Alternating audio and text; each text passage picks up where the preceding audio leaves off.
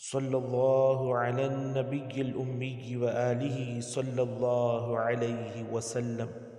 صلاة و سلاما علیک یا رسول اللہ۔ میرے پیارے سنی بھائیوں اور بہنوں،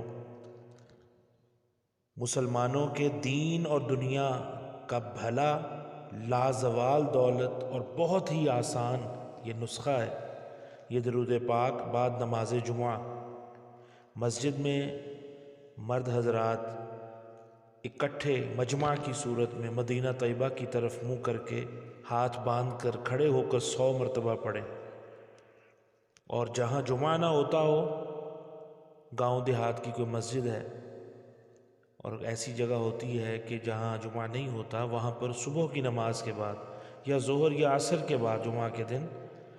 اس طرح اس کو پڑھ لیا جائے۔ اکیلا شخص ہی تنہا پڑھ لے، یوں ہی عورتیں اپنے اپنے گھروں میں پڑھیں۔ اس کے بہت سارے فائدے ہیں جو صحیح اور معتبر احادیث سے ثابت ہیں۔ چنانچہ اعلیٰ حضرت عظیم المرتبت امام احمد رضا خان علیہ رحمت الرحمن اس کے فوائد جو ہیں وہ تحریر فرماتے ہیں کہ جو شخص رسول اللہ صلی اللہ علیہ وآلہ وسلم سے محبت رکھے گا، جو ان کی عظمت تمام جہان سے زیادہ دل میں رکھے گا، جو ان کی شان گھٹانے والوں، ان کے ذکر پاک مٹانے والوں سے دور رہے گا، دل سے بیزار ہوگا، ایسا جو کوئی مسلمان اسے پڑھے گا اس کے لیے بے شمار فائدے ہیں، جن میں سے بعض جو ہیں وہ بیان کرتا ہوں۔ یہ درود پاک پڑھنے والے پر اللہ عز و جل اپنی 3000 رحمتیں اتارے گا، اس پر 2000 بار اپنا سلام بھیجے گا، 5000 نیکیاں اس کے نامہ اعمال میں لکھے گا، اس کے 5000 گناہ معاف فرمائے گا، اس کے 5000 درجے بلند فرمائے گا، اس کے ماتھے پر لکھ دے گا کہ یہ منافق نہیں، اس کے ماتھے پر تحریر فرما دے گا کہ یہ دوزخ سے آزاد ہے، اسے قیامت کے دن شہیدوں کے ساتھ رکھے گا، 5000 بار فرشتے اس کا اور اس کے باپ کا نام لے کر حضور اقدس صلی اللہ علیہ وآلہ وسلم کی بارگاہ میں عرض کریں گے، یا رسول اللہ صلی اللہ علیہ وسلم، فلاں بن فلاں آپ پر درود و سلام عرض کرتا ہے۔ حضور اقدس صلی اللہ علیہ وآلہ وسلم ہر مرتبہ کے درود و سلام پر فرمائیں گے کہ فلاں بن فلاں پر میری طرف سے سلام ہو اور اللہ کی رحمت ہو اور اس کی برکتیں نازل ہوں۔ جتنی دیر اس درود پاک کے پڑھنے میں مشغول رہے گا، اللہ کے معصوم فرشتے اس پر درود بھیجتے رہیں گے، اللہ تعالیٰ اس کی 300 حاجتیں پوری فرمائے گا، 210 حاجتیں آخرت کی اور 90 حاجتیں دنیا کی، اس کے مال میں ترقی دے گا، اس کی اولاد اور اولاد کی اولاد میں برکت رکھے گا۔ اللہ تعالیٰ اس درود پاک پڑھنے والے کو دشمنوں پر غلبہ دے گا، دلوں میں اس کی محبت رکھے گا،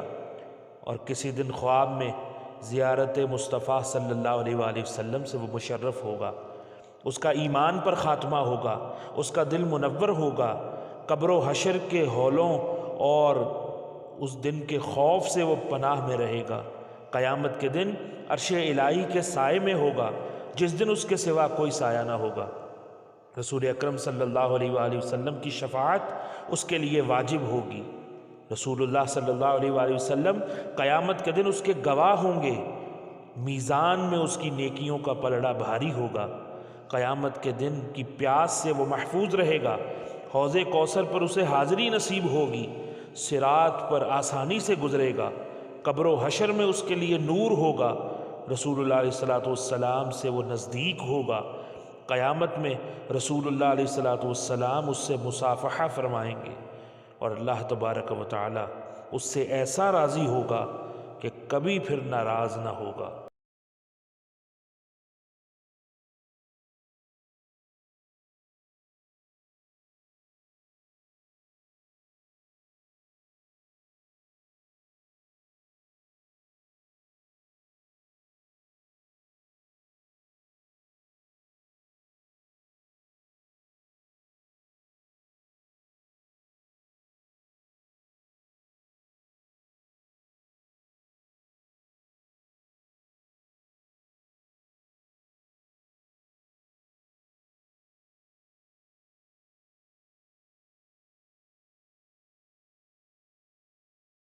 زمین سے آسمان تک فرشتے